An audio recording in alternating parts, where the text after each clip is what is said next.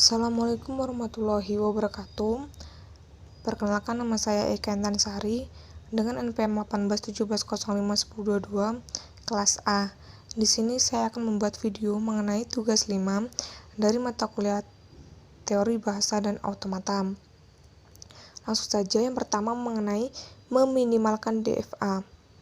Pengertiannya, meminimalkan DFA berarti mengurangi jumlah state bagian dari FA yang diberikan.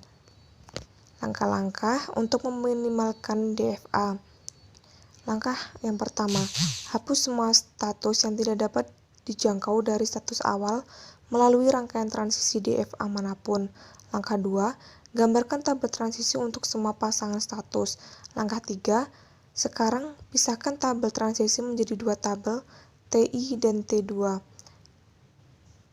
Langkah 3, sekarang pisahkan tabel transisi menjadi dua tabel, T1 dan T2. T1 berisi semua status akhir dan T2 berisi status non-final. Langkah 4, temukan baris serupa dari T1 sedemikian rupa sehingga 1. Transisi QA maka P. 2. Transisi RA maka P.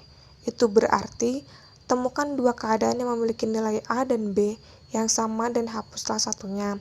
Langkah 5, ulangi langkah 3 hingga kami tidak dapat menemukan baris serupa yang tersedia di tabel transisi T1. Langkah 6, ulangi langkah 3 dan 4 untuk tabel T2 juga.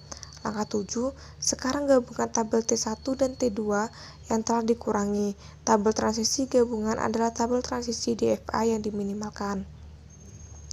Contoh meminimalkan DFA. Nah, ini ada sebuah diagram. Kemudian untuk mencari jawabannya itu yang perlu dilakukan, langkah pertama, di DFA tertentu Q2 dan Q4 adalah status tidak dapat dijangkau, jadi hapuslah.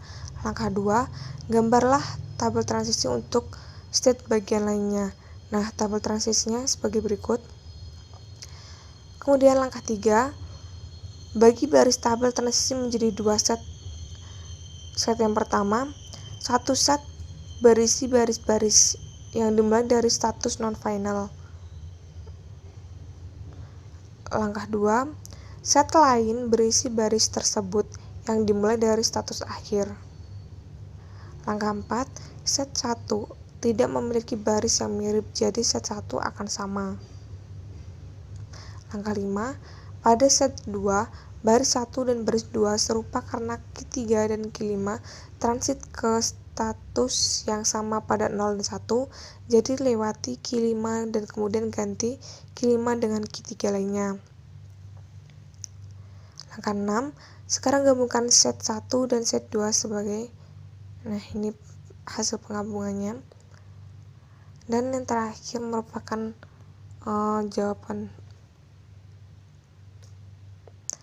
Minimasi DFA beberapa status akhir. Di DFA hanya ada satu jalur untuk input spesifik dari state saat ini ke status atau ke state berikutnya. DFA tidak menerima perpindahan nol, yaitu DFA tidak dapat mengubah state tanpa karakter masukan apapun. DFA dapat berisi beberapa state akhir. Ini digunakan dalam analisis leksikal di compiler.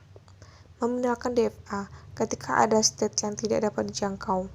State tidak dapat dijangkau adalah state yang tidak dapat dijangkau dari state awal DFA untuk string input apapun. State yang tidak dapat dibedakan adalah state yang tidak dapat dibedakan satu sama lain untuk setiap string input. Minimalisasi DFA, metode pengisian tabel teorema May-Hill-Néron. Algoritma. Masukkan DFA, outputnya DFA diminimalkan.